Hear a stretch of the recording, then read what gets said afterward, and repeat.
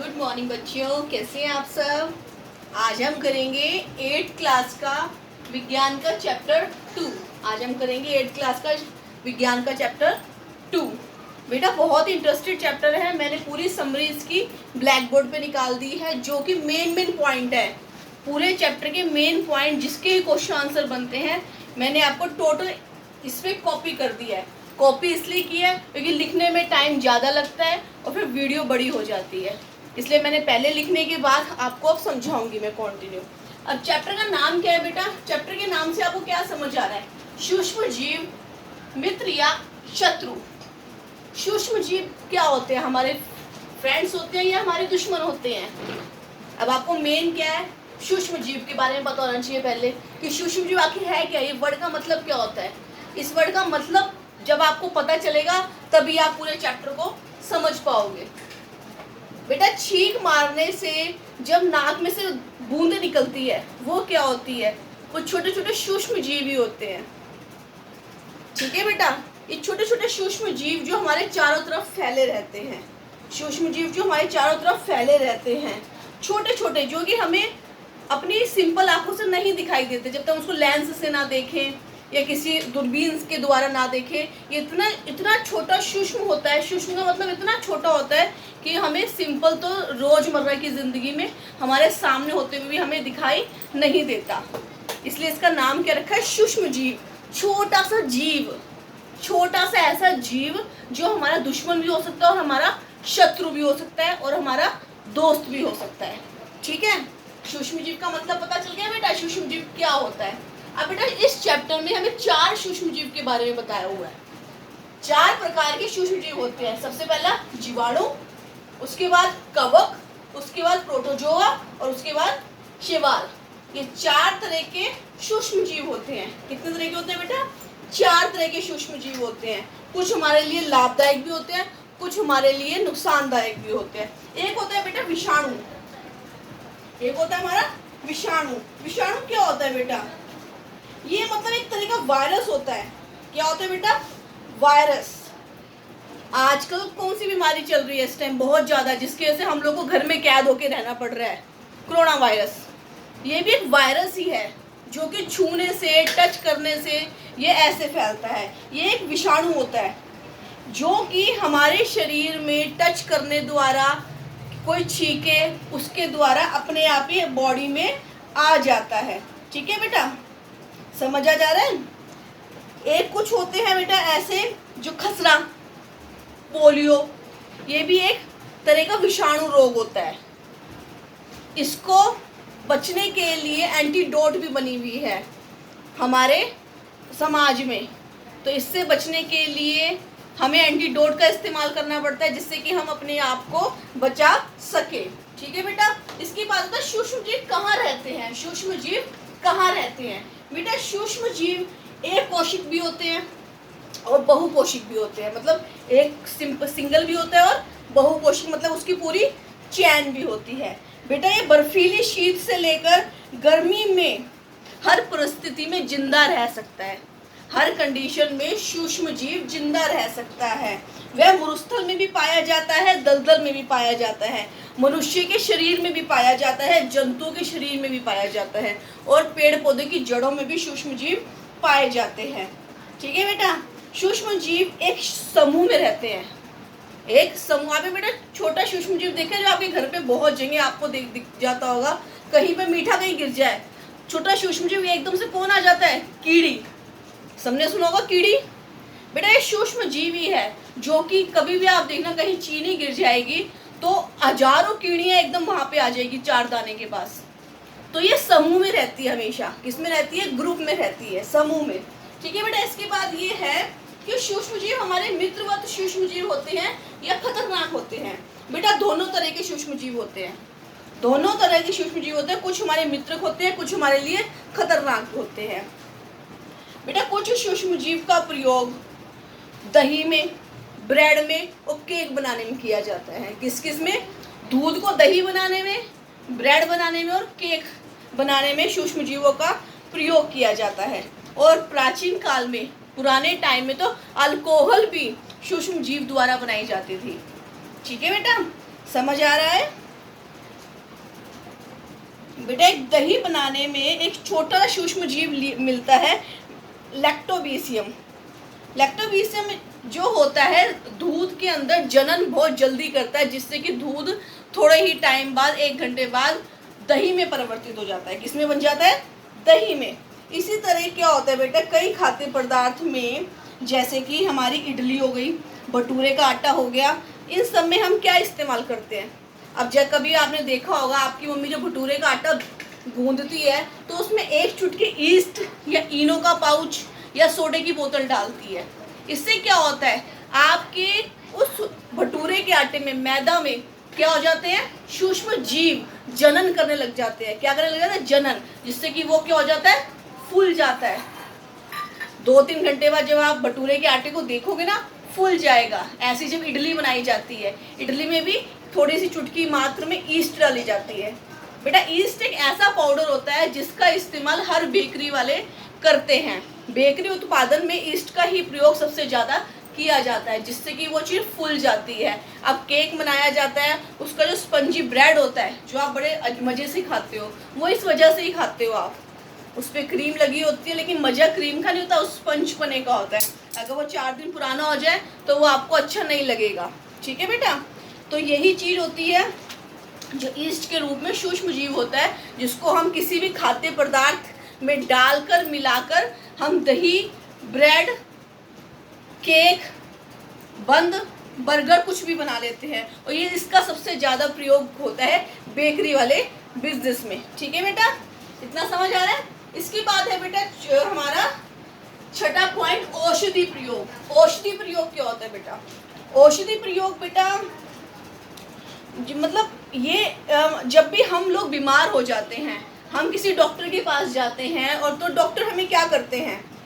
Doctor हमें उस रोग से बचने के लिए प्रतिजैविक देते हैं। मतलब उस चीज़ को रोकने के लिए, हमारे अंदर जो भी बीमार है उस चीज़ को रोकने के लिए कि वहीं पे वो जीवाणु रुक जाए या शरीर में से मर जाए, तो हमें क्या देते हैं? वो प्रतिजैविक का एक कैप्सूल देते हैं, एंटीडोट। आम भाषा में क्या बोलेंगे? एंटीडोट देते हैं, जिससे कि हमारा रोग वहीं की वहीं रुक जाता है। और धीरे धीरे वो ग्लूकोज के द्वारा, दवाइयों के द्वारा उस सूक्ष्म जीव को जो हमारे शरीर में चला गया उसको निकालने की कोशिश करते हैं।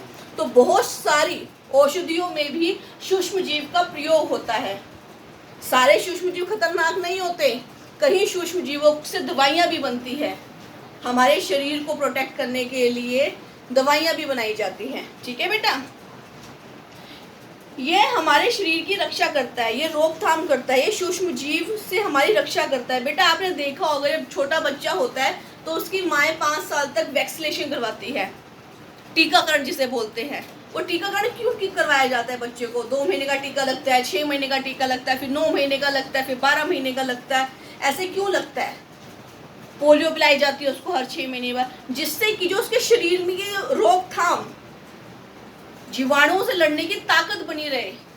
जो कीटाणु उसके शरीर में वायु के द्वारा चले जाते हैं बच्चों के द्वारा, उससे लड़ने की शक्ति प्रदान करने के लिए उसको समय समय पर टीका दी, वैक्सीनेशन करवाई जाती है, इंजेक्शन लगाया जाता है कि जिससे कि बच्चे में कोई प्रॉब्लम किसी तरह की ना आए। इसलिए उसको वैक्सीनेशन बोला जाता है कि हर बच्चे को लगाना बहुत ज़रूरी होता है। हर पेरेंट्स अपने बच्चे को 5 साल तक टीके लगवाते हैं, जिससे कि उसको कोई बीमारी उसके शरीर में ना पनप पाए। अगर बेटा कोई पेरेंट्स ना लगवाए तो कोई ना कोई बीमारी घर कर जाती है बच्चे के अंदर। इसलिए वो बीमारी घर ना करे, इसलिए बच्चे को बचाने के लिए हर पेरेंट्स अपने बच्चे का टीकाकरण जरूर करवाते हैं, चाहे वो सरकारी हॉस्पिटल में करवाएं, चाहे वो प्राइवेट हॉस्पिटल में कराएं, वो उनकी खुद की मर्जी होती है। ठीक है बेटा, वैक्सीनेशन वाला पॉइंट आपको समझ आ गया। और नेक्स्ट पॉइंट होता है हानिकारक। सूक्ष्म जीव हानिकारक कैसे हो सकते हैं? अब ये भी तो हमें पता होना चाहिए ना। मानव में प्रवेश, सूक्ष्म जीव मानव में प्रवेश कैसे करते हैं बेटा? समझ आ रहा है? हमारे अंदर सूक्ष्म जीव का जाने के 2 रास्ते होते हैं, एक सांस द्वारा, एक भोजन द्वारा। जब हम सांस खींचते हैं उससे भी सूक्ष्म जीव अंदर जाते हैं, और कुछ सूक्ष्म जीव जो हमारे भोजन पे बैठ के उसको खराब करके खाने के द्वारा हमारे अंदर चले जाता है। इस सूक्ष्म जीव से बचने के लिए के लिए ही हमें क्या बनाए जाते हैं, एंटीडोट बनाए जाते हैं, जिससे कि हम उस रोग से बच सके। और मेन बात क्या होती है बेटा, जब कोई भी हमें रोग परेशान करता है, उससे बचने का सबसे अच्छा तरीका क्या है, गर्म पानी पीना। गर्म पानी पीने से क्या होता है, जो हमारे नाक द्वारा या हमारे शरीर में मुंह द्वारा गए अंदर, वो बहुत जल्दी अपघटित होके निकल जाता है बाहर। ठीक है बेटा। और जब भी किसी के कोई प्रॉब्लम हो बेटा, फॉर एग्जाम्पल खांसी हो, जुकाम हो, उस इंसान से एक लिमिटेड दूरी बना के रखो, एक दूरी बना के रखो, जिससे कि उसका वायरस तुम्हें ना लगे। ठीक है, उसका वायरस तुम्हें ना लगे। ठीक है बेटा, समझ आ रहा है। और एक बेटा, एक नॉर्मली क्या होता है, आपने देखा होगा, एक होता है रोग वाहक। रोग वाहक क्या होते हैं, जो आपके आसपास मक्खियां होती है, रोग वाहक उसे बोला जाता है। जैसे कि मक्खियां बेटा गंदे पानी पे बैठेगी, गंदी जगह पे बैठेगी और आके तुम्हारे बिना ढके हुए खाने पे आके बैठ जाएगी। इससे क्या होगा, वो वहां से जो गंदगी लाई है वो आपके खाने पे छोड़ देगी। तो इसलिए कहा जाता है खाना रसोई में हमेशा ढक के रखो। ओपन खाने में पता नहीं कौन सा पशु, कौन सी चूहा, कौन सी छिपकली, कौन सी मक्खी मच्छर गिर जाए या मुंह मार के चला जाए, जिससे भी आप अनजाने में बीमार हो जाते हो। तो रसोई में जब भी खाना बनेगा कवर करके रखा जाएगा, नहीं करोगे तो बीमार पड़ जाओगे बेटा। ठीक है बेटा। इसको बहुत ही बीमारी का सबसे बड़ा घर मक्खियाँ ही होती है, वो गंदगी में बैठती है और आके आपके खाने में बैठ जाती है, जिससे कि बीमारी ऑटोमेटिक आपके पेट में चली जाती है। ठीक है बेटा। पौधों में रोग उत्पन्न कैसे होते हैं बेटा, जैसे शरीर में जाते हैं रोग, ऐसे ही पौधों में भी जाते हैं। पौधों में बेटा मेन क्या होता है, गेहूं हो गया, आलू हो गया, सेब हो गया, संतरा हो गया, इन सब चीजों, इन सब की जो पौधों में भी रोग उत्पन्न हो जाता है, जिससे क्या होता है, फसल की उपज कम हो जाती है। फसल की उपज कम हो जाती है, जितना होना चाहिए फसल उतना नहीं हो पाता, उतना फसल नहीं हो पाता, जिससे कि फसल खराब हो जाती है या सड़ जाती है, जितना उगना चाहिए उतना नहीं उग पाता। लेकिन उसकी रोकथाम के लिए भी क्या करा जाता है, कुछ ऐसी दवाइयाँ, कुछ ऐसे रसायन बनाए जाते हैं जिससे उसका छिड़काव किया जाता है और उसको रोकथाम करी जाती है। बेटा आपने देखा होगा खेतों में ऐसे ऐसे करके छिड़काव करते हैं, वो ऐसे रसायन होती है जिससे कि उसके अंदर सूक्ष्म जीव पैदा ना हो। छोटे छोटे जो आपने देखे होगा फसल के साथ पौधे उग जाते हैं, उसे खरपतवार कहते हैं, जिससे कि वो प्रॉब्लम क्रिएट ना हो। बेटा अगर फसल खराब होगी, कम होगी, तो सब्जी गेहूं अपने आप महंगी हो जाते हैं। किसी चीज की कमी होती है तो वो चीज महंगी हो जाती है, और महंगी होगी तो लेने में प्रॉब्लम होगी, तो फसल पूरी उगेगी तो वो चीज सस्ती होगी। ठीक है बेटा। इसके बाद है रासायनिक उपाय। रासायनिक उपाय में क्या होता है बेटा, बेटा आपने देखा होगा आपकी दादियों को, मम्मियों को, कि जब वो अचार डालते हैं या मुरब्बा डालते हैं या कुछ भी ऐसी चीज बनाते हैं तो उसमें नमक डाल के रख देते हैं। इससे क्या होता है, नमक डालने से आपके खाद्य पदार्थ काफी लंबे समय तक खराब नहीं होते, काफी लंबे समय तक खराब नहीं होते। आपने देखा होगा बेटा, आम जितने भी आंवले का अचार होता है, मुरब्बा होता है, मिर्च का अचार होता है, टीट का अचार होता है, इन सब में सबसे ज्यादा नमक का प्रयोग किया जाता है। उसकी नमी को सुखा के नमक छिड़क दिया जाता है, जिससे कि वो लंबे समय तक चले। उसे कहा जाता है रासायनिक प्रयोग, नमक द्वारा, चीनी द्वारा। चीनी का मतलब कि जो मीठा मुरब्बा होता है उसमें चीनी को ज्यादा से ज्यादा उसमें डाला जाता है मात्रा में, जिससे कि वो खराब ना हो लंबे समय तक। बेटा अचार हो गया, हमारा मुरब्बा हो गया, हमारे पापड़ हो गए, वो इसलिए चलते हैं क्योंकि उसमें नमक की मात्रा ज्यादा डाली जाती है, सिरका डाला जाता है, तेल डाला जाता है। आप अचार खाते हो ना, 2-2 साल तक, 4-4 साल तक खराब नहीं होता, क्योंकि उसके अंदर मात्रा तेल की और नमक की ज्यादा होती है, जो कि चीज को सड़ने, फफूंदी लगने नहीं देती। ठीक है बेटा। नेक्स्ट आता है पॉइंट हमारा तीसरा, गर्म और ठंडा करना।